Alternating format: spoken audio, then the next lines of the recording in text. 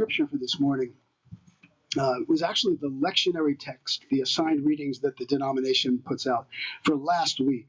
Last week I departed from the lectionary because it was July 4th and I wanted to say some things about that. But I love this text and this story, so I saved it for this week. So it's from 2 Kings, chapter 5, and the first 14 verses. It's kind of a long reading, but it's a good story, so hang in there. Naaman, commander of the army of the king of Aram, was a great man and in high favor with his master the king, because by him God had given victory to the nation. The man, Naaman, though a mighty warrior, suffered from a skin disease. And now the Arameans, on one of their raids, had taken captive a young girl from the land of Israel.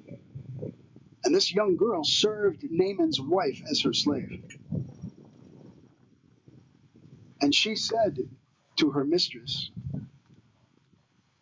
"If only Naaman were with the prophet from my country who is now in Samaria, the prophet would cure his disease." So Naaman went in and told the king just what this girl from the land of Israel had said. And the king of Aram said, "Well, then go, and I'll send a letter to the king of Israel." So he went, and he took with him 10 talents of silver, 6,000 shekels of gold, and 10 sets of garments. He brought the letter to the king of Israel, which read, "When this letter reaches you, know that I have sent to you my servant Naaman, that you may cure him of his skin disease." And when the king of Israel read the letter, he tore his clothes. And he said, "Am I God that can give death or life, that this man sends word to me to cure a person from a skin disease? Just look and see how he's trying to pick a fight with me." But when Elisha, the prophet of God, heard that the king of Israel had torn his clothes, he sent a message to the king, and he said, "Let this man come to me, and they'll learn that there's a prophet in our nation."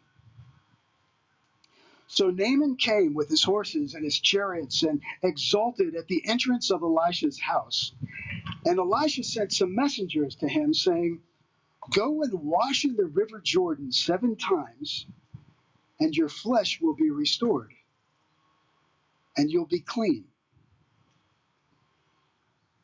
But Naaman got angry, and he went away. And he said, "I thought that for me he would surely come out and stand and call on the name of God and would wave his hand over the spot and cure the disease like that. And are not Abana and Pharpar, the rivers of our nation, even better than all these rivers that they have here in Israel? Could I not wash in them and be clean?" He turned away and he went away in rage. But his servants said, "Naaman, if the prophet had asked you to do something difficult, would you not have done it? How much more when he said to you, just go wash in the river and be clean?" So Naaman went down and immersed himself 7 times in the Jordan, as Elisha said, and his flesh was then restored, like the flesh of a young boy, and he was completely clean.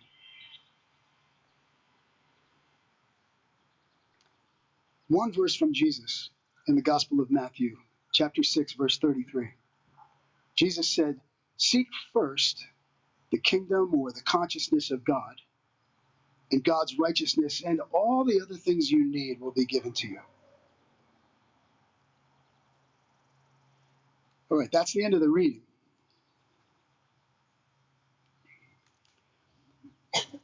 There was a rabbi and a minister in a town who were good friends, and they decided to buy a vehicle together to use for work. And they bought this nice car, and the next day the rabbi noticed that he ran into the minister rather with their car at the car wash, going through the car wash. And the rabbi said, what are you doing? And he said, well, it's just something that we do in our religion. When someone enters into the community or something comes to us new, we like to baptize it. So this is as close as I can get, putting the car through the car wash. And the next day, the minister found the rabbi removing the end of the tailpipe. I'll give you a minute.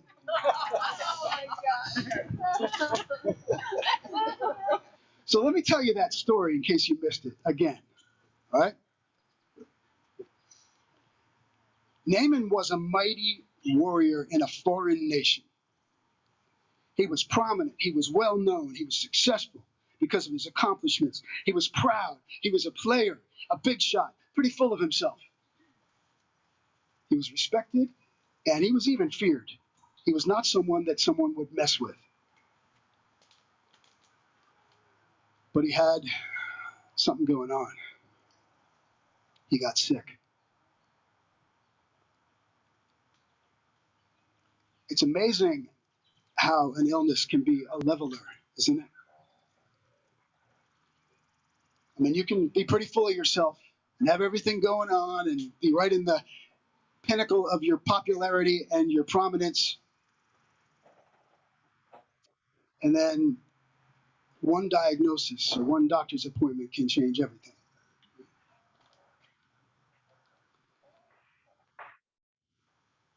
And so tough guy Naaman was up against something that he could not strong arm or muscle his way out of. Skin disease in the Bible is a really serious thing. It's often a generic term for leprosy. And in addition to having a very frightening illness, leprosy usually meant you lost everyone and everything. Skin diseases, even if it wasn't diagnosed as leprosy as such, they were greatly feared because they were so contagious. And they didn't have modern medicine, and they didn't know how to stop skin diseases, contagious diseases like that, except to remove someone completely from the community, from all their loved ones. Imagine such a thing. And it's amazing when you're up against something that you just can't overcome in the ways you're used to overcoming things. It's amazing how people start to be willing to look in places that up until that point, they weren't willing to look. And you start that wonderful, weird journey of becoming open to at least checking some things out that up until this point you had not been open to at all.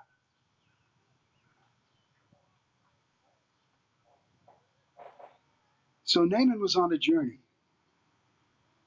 He was up against something he couldn't change or outwit. In other words, he needed help. And he needed it desperately. And where does the help come from? Well, this is where God often has an almost mischievous sense of humor in my experience. Because God often invites us to take a look in the places that there's no way and what we would have looked if something or someone didn't force us. And I know darn well for a lot of people that's the church, that's God. It's like, I tried that, I grew up with that, I tried that, I found it wanting, that's not me, that's not who I am. And then something happens in life, and I know this because I'm privileged to be the one that talks to people when they finally say, is there a God really? Because I need some help. And it's a tender, beautiful thing.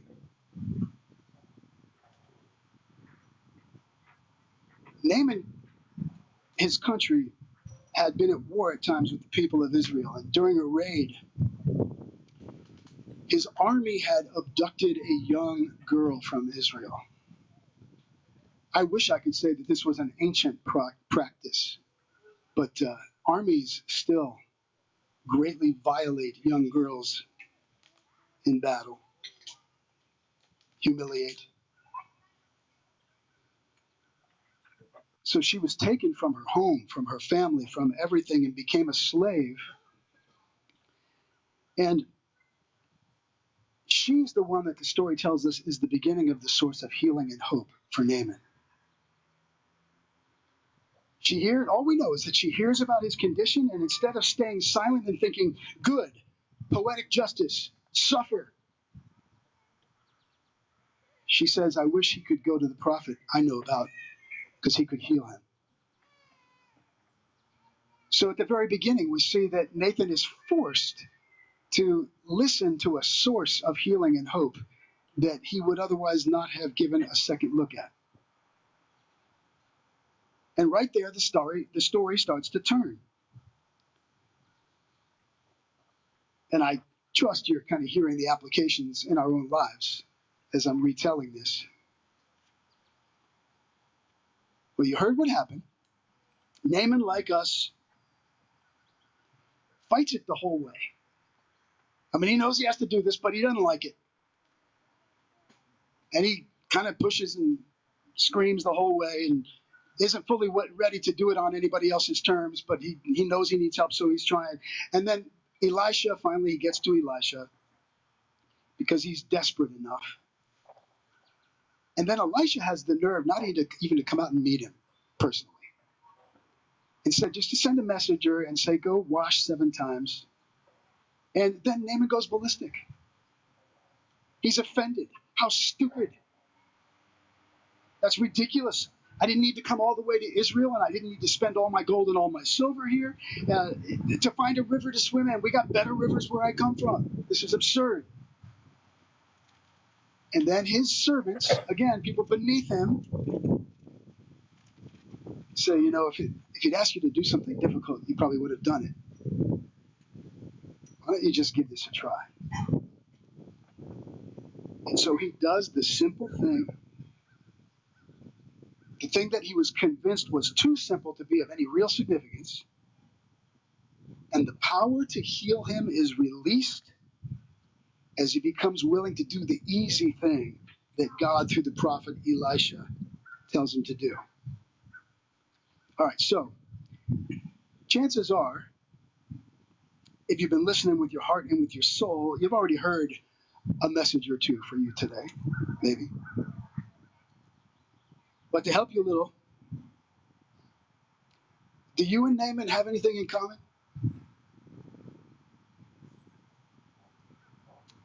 Is it hard for you to be willing to admit you need help sometimes? Let alone ask for it. Let alone from places or sources that you have convinced yourself have nothing to give you.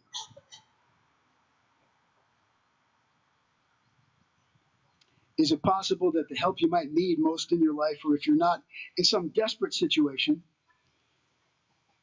that the key to your own next stage of spiritual growth or raising of consciousness might be found in a place that you've previously been closed off to? Well, as I said, I run into a lot of people who have been closed off to God and the church, and I get to meet people. It is a privilege when people are vulnerable enough that they finally say, I haven't been to church in 20 years, but here's my situation, and, I don't know what to do. And I have to confess where this applies to me is very often I'm reluctant to give them the simplest but the truest answer, which is, what I think you really need? I think you need to get closer to God. I think this whole thing might be the Spirit knocking on the door of your heart saying, you need to look at your spiritual life. Who are you spiritually? And I'm almost embarrassed to say that because it sounds so predictably ministerial. I mean, you just know that's coming if you go see a pastor, right? So I have to be careful that I don't let my own ego's desire to be more sophisticated in my counseling get in the way of saying, what I think you really need is to connect with the source. I don't have the answers, but I'm quite certain God does. The depth psychologist Carl Jung once said that our most pressing psychological problems all have spiritual solutions. And the trajectory of his work in his life was to realize that psychology was leading people, if they really wanted depth and healing and truth and awakening, into the area, the realm of spiritual truth. So I'm not going to say too much more. I'm going to close with two quick anecdotes or stories of sorts. But the main principle is that, sometimes it is the simplest truth that is the most powerful and the most challenging and what we need most. If you run into a situation where you think something is too simple to be powerful or relevant or of God or what you need, chances are that's your ego in the way. And it happens to all of us. So there was a spiritual writer named Henry Naaman. Some of you are familiar with Henry Naaman. He passed away, I don't know, maybe 10 years ago or so, but he was a bit of a rock star in spiritual circles at the zenith of his popularity. He wrote a lot of books, very wise person. And Henry ran into a point in his life where he was extremely busy in his work, and things got really complicated in his life. And he was troubled, and he was not happy, and he was writing about God and trying to help people with God, and he was a mess himself. But he was well known enough that he could get access to some special people, and he decided, I think I'm going to go to India and seek out the counsel of Mother Teresa. I think Mother Teresa might be able to help me. So he flies all the way to India, to Calcutta, and has a sit down with Mother Teresa. And he said, I've heard him tell this story, and he said, I pulled out all of my most sophisticated jargon and really laid on Mother Teresa the complex nature of my life and what people expect of me and my own conflicts, and this whole thing he went into in great depth. And he said, Mother Teresa looked at him and said, spend an hour a day in adoration and don't do anything you know is wrong, and you'll be fine. Thanks. Next. She was done. And he said at first he was so annoyed. It's like, that's it? Spend an hour a day of adoration. You know what adoration is? It's a Catholic ritual that Mother Teresa instituted in her order, that every evening at 6 p.m. they stare at the host, the whole host that will be used the following morning for Mass, broken for the Mass. But they stare at it and adore it in this little casing, the wholeness of God, the beauty of God. They just adore it for an hour. So she said, Henry, adore God for an hour a day.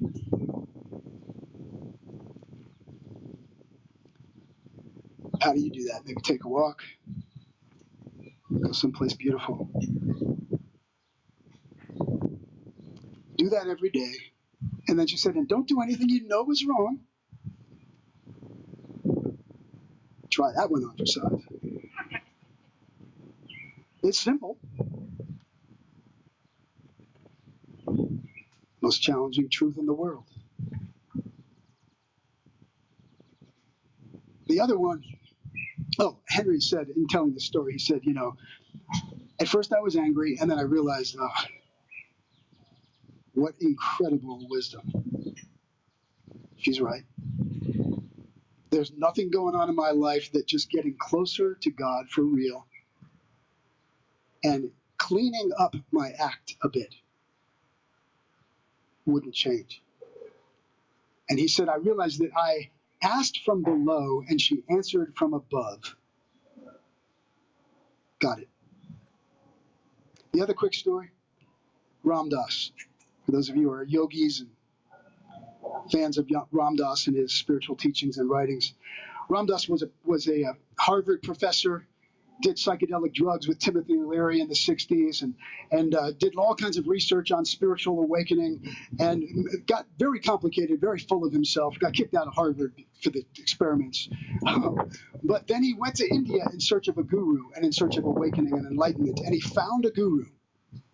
And he was all ready for the guru to lay on some very complicated trip and austerity and commitments and go in a cave and meditate and pranayama till you're blue in the face and all these things. And he said, I would have done that. But here's what the guru said to me. He said, Ramdas, love everyone and tell the truth. And Ramdas, like Henry Naaman, like Naaman, was initially angry. I didn't need a guru to tell me that. Well, you know what? Neither do we. Neither do you. What you really need to get closer to God and more fully alive within your own soul, you already know. The question is, are you willing to do it? Back to Ramdas, he said, I realized how brilliant his little teaching was. Love everybody and tell the truth. Because the truth was, I didn't love everybody. And at first, I was trying to act like I did. And it drove me nuts. I almost had a nervous breakdown. How can I tell the truth that I don't love everybody and love everybody? So I finally, after trying and pretending and putting on a good face, he goes to his guru and he falls apart in tears and he weeps and he says, I can't do it. I hate these people. And his guru looked at him and said, Ramdas, love everyone and tell the truth. And then he added a third one, and he said, and feed people. And Ramdas says to this day, I don't know exactly what happened, but here's what happened. All of a sudden, as he was telling me that, I looked out at all these people that he was gathered with that he didn't like at all, that he was angry with. And he said, I felt this overwhelming love for them that came from the Spirit. And I looked at the Guru Maharaji and into his eyes that were basically laughing with him. And he said, I love them. That's the truth.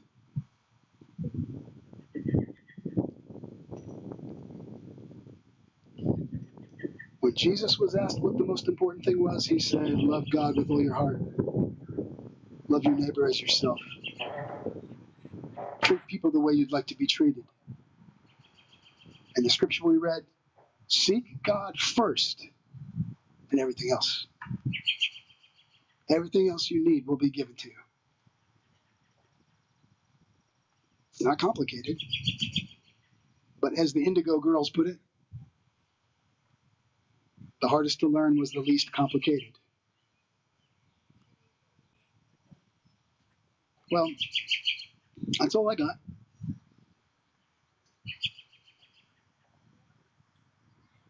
God is love, you guys. So I just want to end with Blake and Ledger. They didn't hear a word I just said. And some of you may be thinking, yeah, I didn't either. That's all right. But they're showing us how simple this is. Because I have no doubt that they feel loved today. I mean, how could they not? By their parents, by the sponsors, by their extended families, by the trees, by the sunshine, by those birds, by all of you. We're all here just to celebrate the fact that they are loved. I have no doubt they feel it. And so they may not understand it, but they get it. Do we? I hope so.